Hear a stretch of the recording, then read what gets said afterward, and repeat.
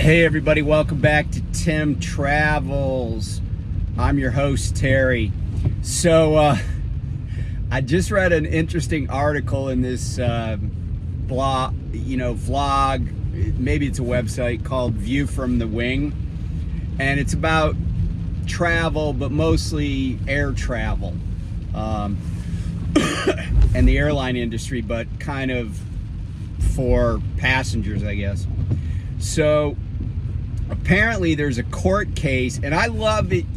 Do you love it like I do when two parties that you dislike are fighting with each other and you're just like, you sit down and crack a beer, right? But it's the TSA against Southwest Airlines. And this is a case, it's in the Fifth Circuit, so it's on appeal to the U.S. Court of Appeals for the Fifth Circuit, which is, Texas is in the Fifth Circuit, which is probably why, because Southwest is based in Dallas. But what happened was, and this will show you how corporations are just screw their customers left and right, but the government does it too.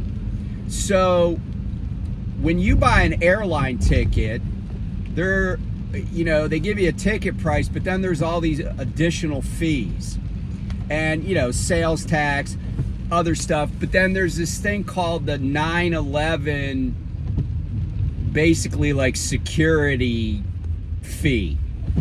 And that was instituted after 9/11 because the TSA was basically tasked with airline security, whereas before 9/11, the airports paid private contractors to do it. And so the government's like, well, if you're gonna fly, we're gonna tax you to cover the cost of having the TSA in existence. So anyway, the TSA was laughed at, like audibly laughed at during oral arguments by one of the judges on the appellate panel. And the reason they were laughed at is because they basically fined Southwest Airlines $48 million because what Southwest was doing was, when somebody would make a reservation but then later couldn't fly, canceled it, whatever, the law says they're supposed to refund that 9/11 security fee. But what Southwest was doing was they weren't refunding any cash. They were simply giving a credit. Well, it used to be that those credits didn't expire for new travel, right? They would just say, oh, if everything all in was $300, you would get a $300 credit that was good anytime, because you had already paid them the $300. Well, part of that was the fees, but Southwest argued, and so then credits started expiring, but Southwest was still obligated under the law to refund that 9/11 security deposit. But Southwest argued, well, we paid that to the federal government, so the federal government has to do it. And the reason that the TSA got laughed at is because they're like, well, we can't possibly manage all this, but they fined Southwest for not doing it. But the real loser in this case, no matter what's decided, is the traveling public. And I would say by and large, the people that travel on Southwest are U.S. taxpayers because they're essentially a domestic airline.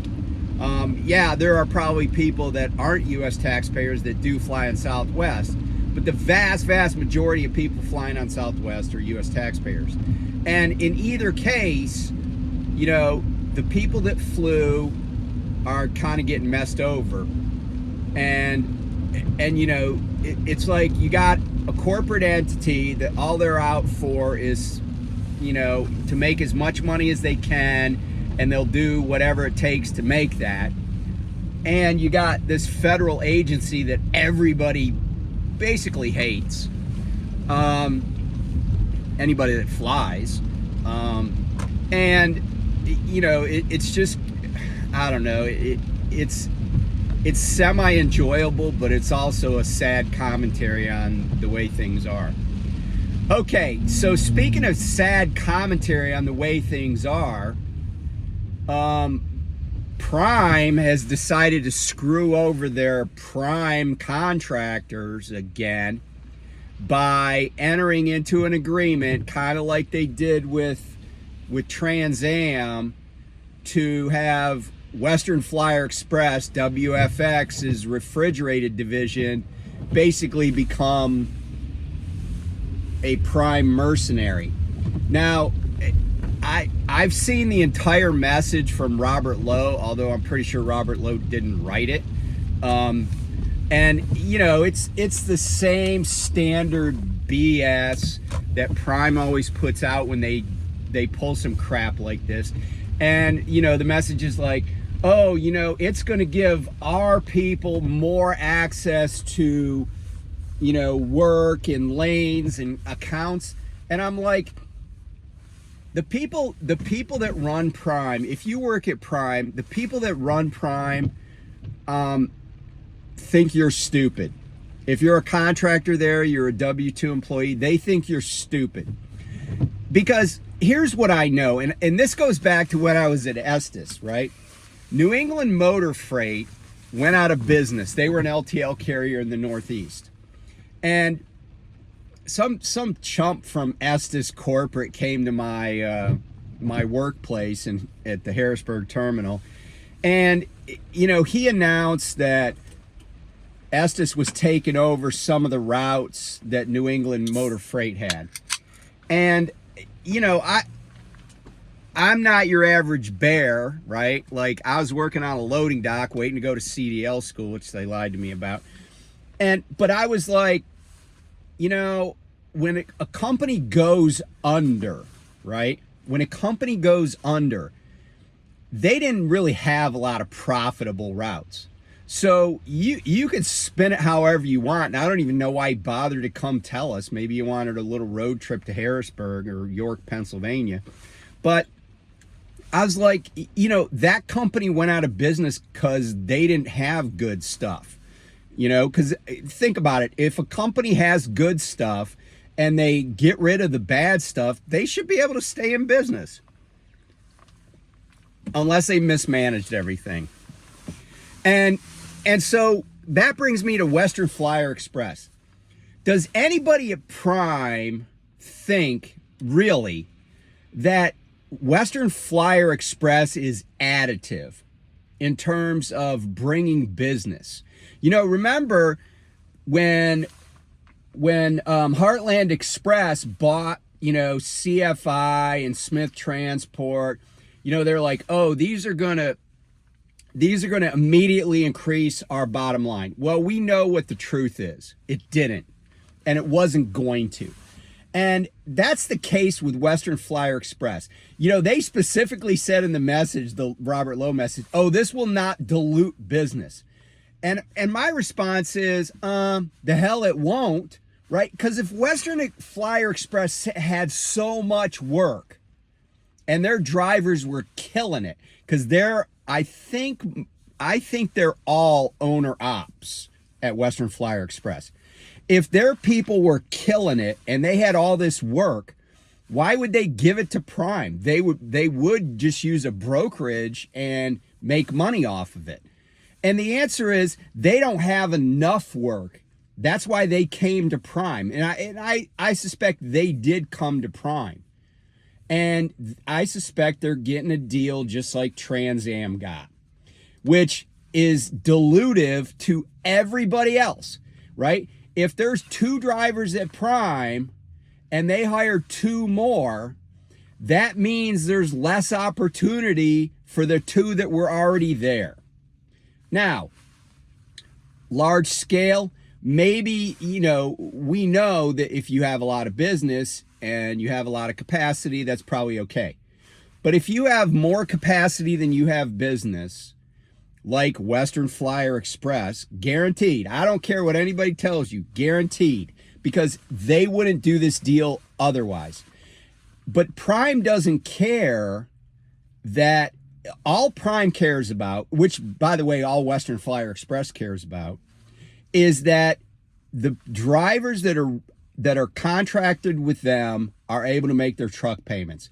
Everything beyond that is, it doesn't matter to them. I mean, I'm not saying they don't want you to make more money, but they don't really care. That doesn't impact their bottom line.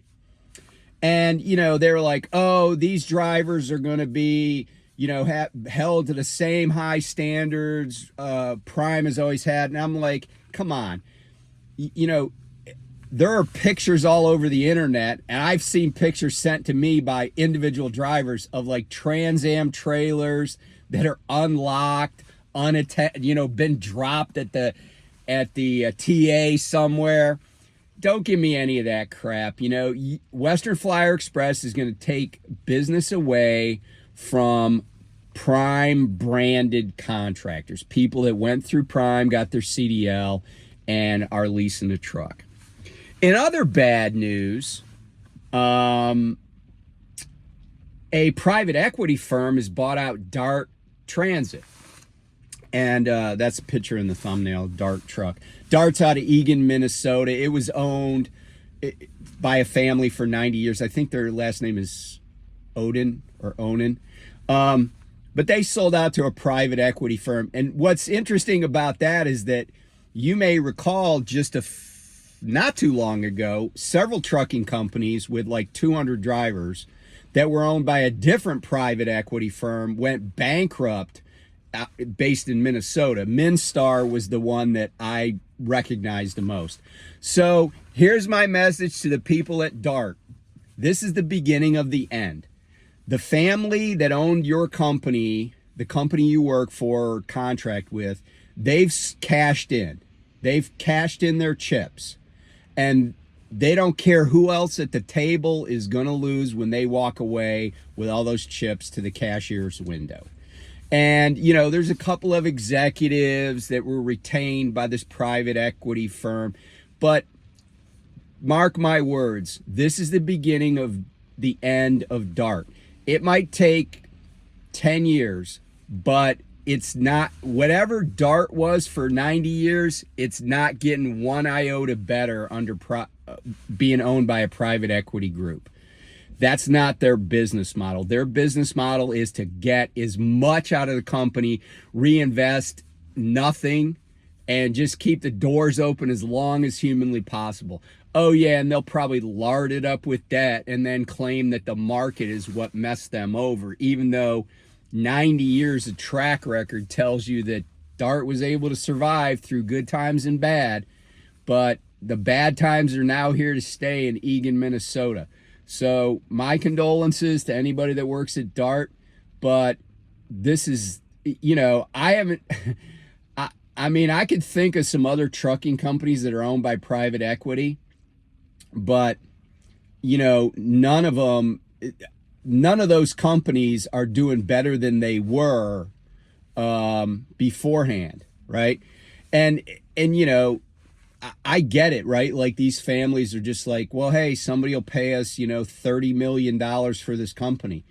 And, once you sell something, like, if I sold a house and it burned down the next week, I'd be like, man, that's crazy, but sucks to be them, right? Like the people that bought it from me. And that's really what's going on. These guys that are executives that work there that are from the family or were at the company, they're just going to ride it out, but they're already extraordinarily wealthy. They don't really care if they keep their job for 2 years, 5 years, 10 years, whatever it is. It's just gravy. They're doing the same thing they always did.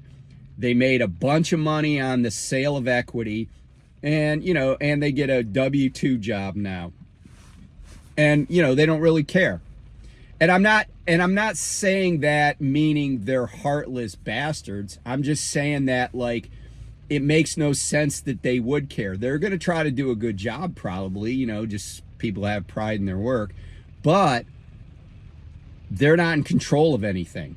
So if so if, Dart was taking, let's say every dollar in net profit, they put 7 cents into capital expend, like they just set 7 cents aside so 7%. They just saved that for a rainy day so they could weather the storms that come in the trucking industry. It's not going to be there anymore. That private equity group has investors that they got to keep happy.